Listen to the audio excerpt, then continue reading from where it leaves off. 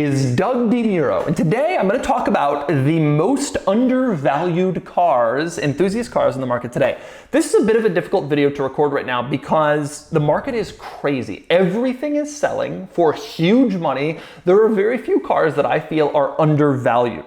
But there are still a couple. So I'm going to talk about it.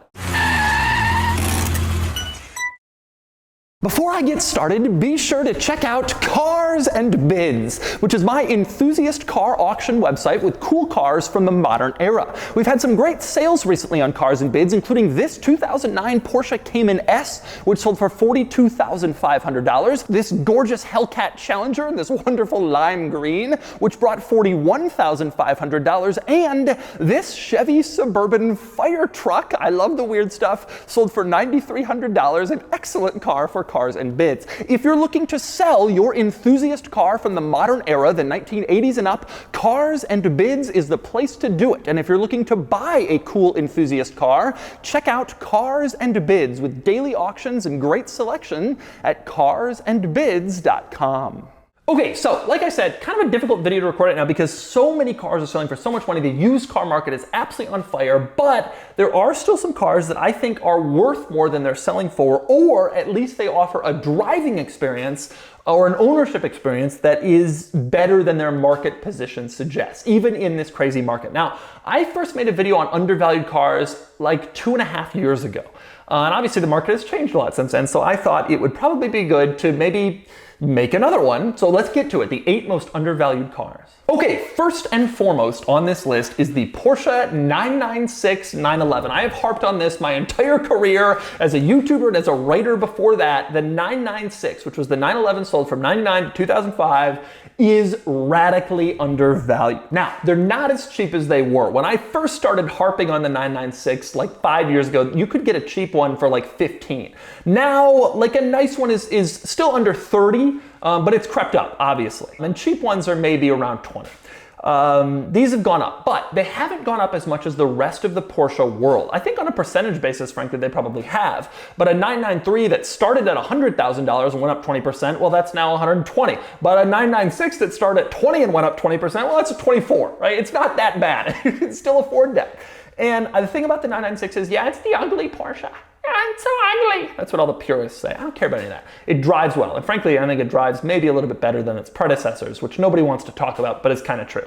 The 996 is still an amazing car to drive. And frankly, for 30, I think it's still a great bargain. And frankly, I think that even a turbo model in the 50s, because those are now selling in the mid $50,000 range, that's still a pretty good deal given the performance that it offers and considering what other 911 turbos are going for. 10 years ago, I sold the 996 turbo for $34,000. And it seemed like a kind of all the money at the time. But back then, 993 turbos were going for 80, and so that was what you spent. Now 993 turbos are $140,000, $150,000 cars, so of course the 996 turbo has come up and it's worth it. It is worth the money. It's faster than a 993 turbo, and it's definitely not 1/3 of the car like values would suggest. So even in this market with 996 values going up, I still think they're undervalued. And on that subject, another one, number 2 car that's undervalued, the 986/987 Porsche Boxster and Cayman. So these were the Porsche Boxster made from 1997 through 2005, and then the Boxster and Cayman that were made from like 05, 06 through 2012, I guess, 2011.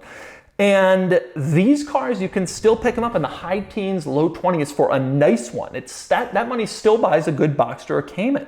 And I don't necessarily think these will come up in value. They made a lot of them. They're still kind of on the downswing, but in this era of everything being so expensive, I think these are bargains. I think for what they offer, they're very affordable cars. A good 987 Boxster S is one of the best sports cars you will drive without getting into trouble about going 120 miles an hour in 4 seconds or whatever the hell. You can just throw that car around on Canyons and have the best time in the world. And I know it's not a real Porsche, it's a Boxster.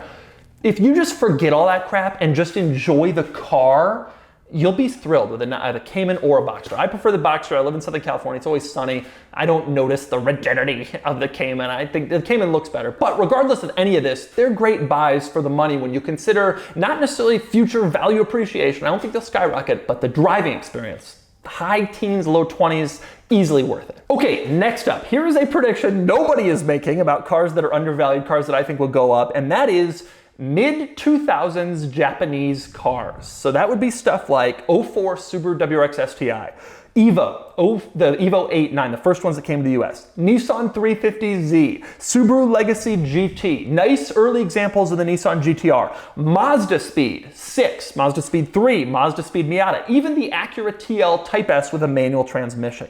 These will go up. We have watched as 90s Japanese cars have gone up in value. Did anybody really ever think that those Civic Si models from the late 90s would be selling for 30, 40 grand in nice shape? Well, what's happened is the people who grew up in that era can afford those cars, and they're driving prices up on nice ones for the nostalgia factor from their childhood. 2000s Japanese cars are next. My childhood, the 2004 WRX STI was a seriously special car. And we sell them on Cars and Bids, and I'm blown away by how relatively cheap they are, considering how, in my opinion, how cool they are and how iconic they were to anybody who grew up in that era. 02 WRX Bug-Eye also. All those cars were really, really special. And it might sound crazy right now that 350Zs are gonna go up in value, but ask yourself when the last time you saw a nice, clean, unmodified, low mileage manual 350Z was. They don't exist. And they were all modded, they were all damaged, and I think 5, 8 more years of attrition for some of these cars, they will start climbing in value as well. And I really think that mid-2000s era Japanese, we look at 350Zs now like a $10,000 car, they will not always be. Look at Z32 300ZXs, look at Datsun 280Zs, those cars were nothing for a long time, they are becoming something, and that's gonna happen here too. Legacy GT with a stick shift was a really special car. They'll never make anything like that again. Mazda Speed 6, Mazda Speed Miata, those cars, they're coming up. Mark my words. Okay, next up, another car that I think is undervalued. I've said this in previous videos as well, the 100 series Toyota Land Cruiser. So this was the Land Cruiser that was made from 98 to 2007. And they're great. Right now, previous Land Cruisers are really hot, and the 100 series is not as hot because they were so common. They were made in probably the biggest number of any of the Land Cruisers. They were very common, late 90s, early 2000s, family transport vehicles, whatever. And so enthusiasts aren't really looking at them yet because they think, I'll always be able to pick up a 100 series. I want an 80 series. That's the cool truck. But the 100 series has a lot of great benefits. It's more comfortable than an 80 series for one thing. It's a lot nicer. Everybody's thinking about how their off-roading will be, but actually driving to the off-road spot, you'd rather have a 100 series. The 100 had a V8, it was a very reliable powertrain, and it's a lot easier right now to find a 100 series in nice shape than it is to find an 80 series or a 60 series. That won't last. These cars were built to do miles, they are doing miles, and finding a 100 series around 100,000 miles is still possible now. It will not be in 5 years. And I really think this run up in 80 series Land Cruiser values, those cars are now 50, 60 grand in amazing condition, that will happen to the 100 series. People, Land Cruiser fans watching this video are like, yeah, right, the 100 series are everywhere, they're not as cool. Give it time. I didn't think that 60 series values would shoot up. They did. I didn't think that 80 series values would shoot up. When I was a kid, those were everywhere. People had them in my high school. It was like nothing. Now, that was this $8,000 used car. Now, $20,000, $30,000 buys those. Some have 250,000 miles. They still bring 20 grand. That will happen to the 100 as they become harder and harder to find in nice shape, which is already starting to happen. There will be more attrition of those cars. Rust will take them. Accidents will take them. Mileage will take them. And rare examples in low mileage, nice shape are gonna start bringing real money. Okay, next one. This is one that everybody should be paying attention to, and some people kind of are. And I'm actually sad to say this because I don't own one of these yet. I should have bought one before I made this video. Early AMG cars are going to shoot up in value. 70s and 80s AMG stuff, pre-merger, that's already way up in value. Everybody knows about that. I'm talking about Mercedes-Benz and AMG kind of got together to co-develop cars in the mid-90s. The first car was the C36 AMG. Cars from this era of AMG will go up in value.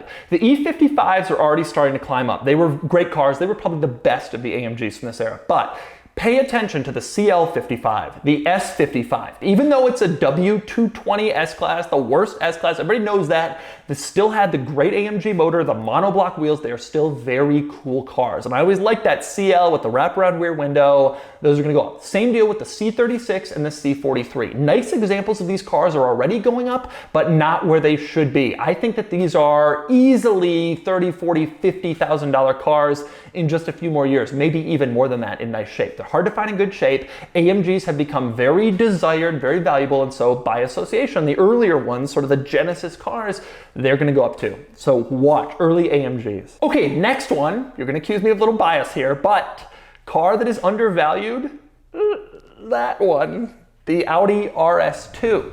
The RS2, I don't quite understand why it's not more valuable than it is now. These cars were built by Porsche in the early mid-1990s, And the other car that was built by Porsche in the same sort of weird fashion, the Mercedes-Benz 500e, those cars have absolutely skyrocketed. And I think the reason the RS2 hasn't gone up as much is because most Americans don't know about it. The RS2 is a better car than the 500e in every way. And I can say that because I owned a 500e in addition to this RS2, and I didn't really like the 500e. Frankly, it wasn't that special of a car. It used the same powertrain from other Mercedes-Benz of the era. The interior was the same as all the other E-Class. It just wasn't that special. But the RS2 was.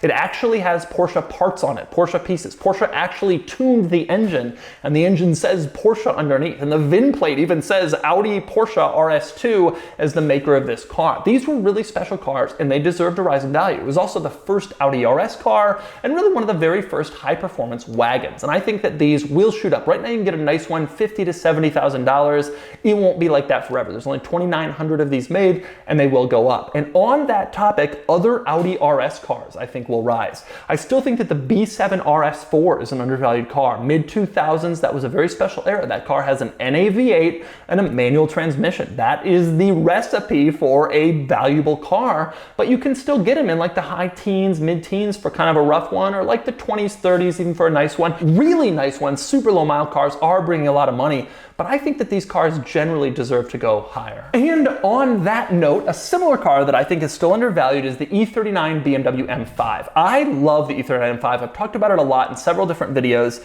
But I think that these cars are undervalued. Right now you can still get an okay one in the high teens, you can get a decent one in the low to mid 20s, but it's amazing that these cars aren't worth more. It really was the end of an era for BMW, an analog driving experience, a beautiful car, a manual transmission V8, and I think one of the reasons they're not selling for more is because there's a lot on the market. A lot of people who bought them for 9 grand are now selling for 16 and they're all excited, but I think this is another car where accidents and attrition are going to cause more values to climb of the few remaining nice ones. There have been a lot that have been modified, a lot have been modified questionably, but I think that car, even in its current value, even with a lot of people interested in it, I think it still has a ways to climb in terms of values. And I think you look to see those going up. I predicted a few years ago E46 M3s would climb, and they very much have, and I think E39 M5s are even more desirable and they still have a ways to go. Okay, last car that I think is undervalued right now, that would be the Dodge Viper. Now this may surprise you if you've been following the Viper market because prices are way up on these cars, especially